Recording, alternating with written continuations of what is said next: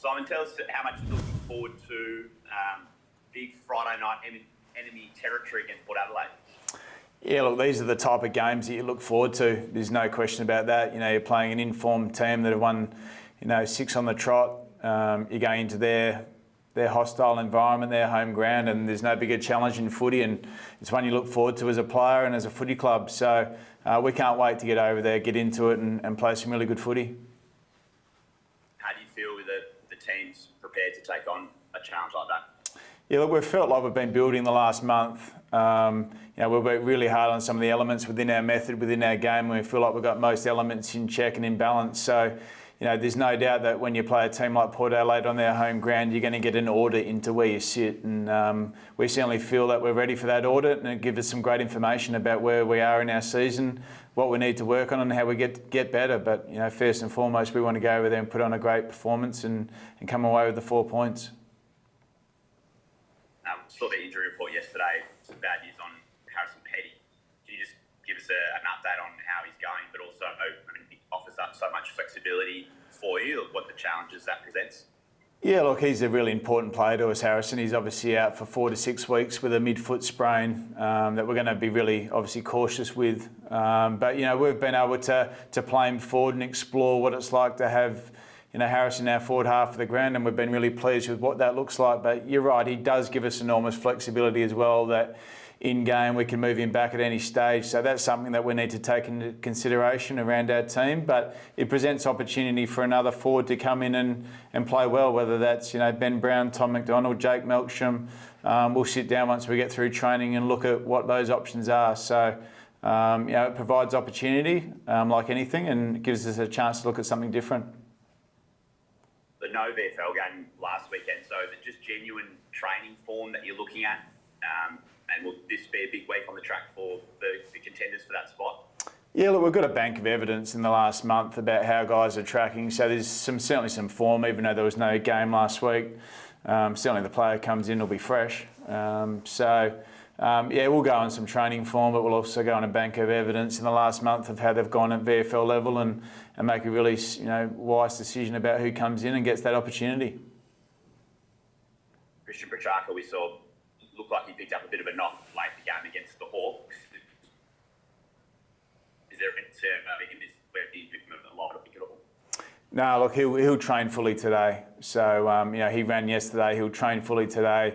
Obviously it's a concern when you got one of your players limping off the ground at the end of a game, but he just got a rolled ankle late in the game in a tackle. But as I said, he'll train fully today and be available. So normally on these short weeks, if there's a player of concern, you wait till later in the week. But he's ready to go. He wants to train and he's ready to feeling fully fit.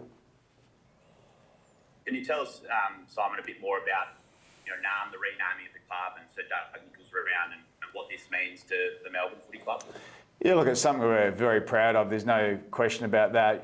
Obviously it's the original name for Melbourne from the Wurundjeri people, back in the day, and it's something we embraced last year. And it really is about Narrm, is about creating conversation. It's about generating awareness for all people to have conversations about our proud Indigenous culture, and it's something we're incredibly proud of as a footy club, that we were the first club to go down this path and really build this awareness. And it's great to see now 2 other clubs that have really embraced that in Port Adelaide and Fremantle. And we've got 2 teams Friday night, they're going to play against each other with proud Indigenous names.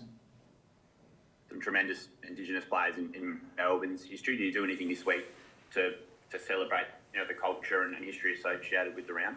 Yeah, absolutely. Today we've got a lunch presentation from Matty Whelan around some Indigenous cultural stuff, and we're having an Indigenous feast for lunch from a player's perspective, and Keziah Pickett will be a big part of that in sharing some of his knowledge and what we're eating and why we're going about it. So it just, as I said, it's just a great week for internally learning more, but also externally generating awareness, with the name of Narrm.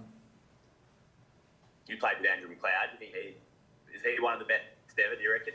Oh, look, there's so many great players. You can reel them off. Andrew McLeod, Surioli, Lance Franklin, even Keziah Pickett. We're seeing some of the best players in our game that have come from an Indigenous culture, and this players that you come and watch the game of footy and buy tickets for. And my son and I, we go and watch we used to go and watch Cyril Rioli all the time as a kid, you know, just how exciting they are to go and watch, and it's something we should be very, very proud of. So this time last year, Simon, you guys were 9-0. You learned any lessons about getting to this point in the season and how you manage through your players and you look at different elements of your game plans, stuff? Is it different?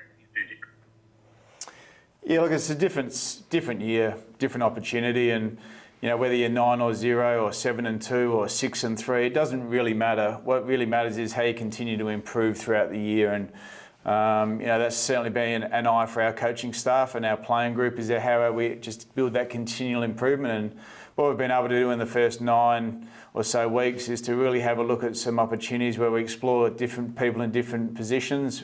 We've changed a lot of our the way we play in terms of our method, but also with a really eye to how we get better as a team. So we've been able to increase our scoring, hasn't affected our defence too much, and we've trialled some players in different positions, and we'll continue to do that. And not only that, we'll also continue to manage our group quite closely, make sure we're really healthy and fit as the year goes on, and building towards our best footy in the back half of the year.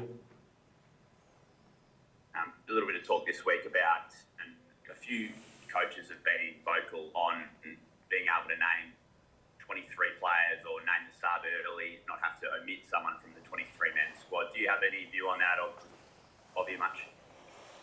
It just makes sense. Like, I'm not sure why you drop someone if they're going to continue to play.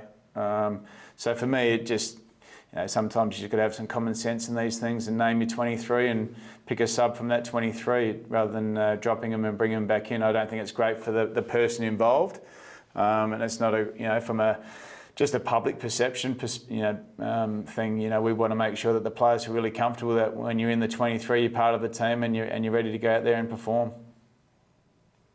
Just one more on Port Adelaide. I know it's still early in the week. Have you sort of identified what's made them so great over the last 6 weeks and allowed them to put this run of form together? Oh, look, they're incredibly tough through the middle of the ground. You know, they've added Butters and Rosie through there.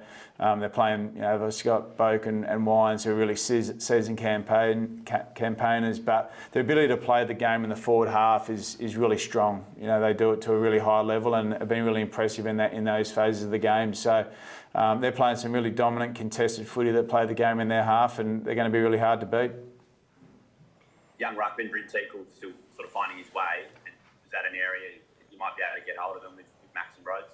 Yeah, look, it's an area that we'll certainly look at. We think we've got some dominance in the ruck in most games, obviously with Max and Brodie, but you know, they've got the young fellow in Teakle, but they've also got Scott Lysette that, you know, more than likely will come back into their team. So we're under no illusions that it's going to be a battle in there, and it's not just about hit-outs, it's about who clears the ball and gets the territory battle done. Might, last one, Drew, if you got one, or we might wrap it up there. Have I missed Just any? on Christian Salem, I was just going to ask, where's he at? Simon, has he a chance to play this week?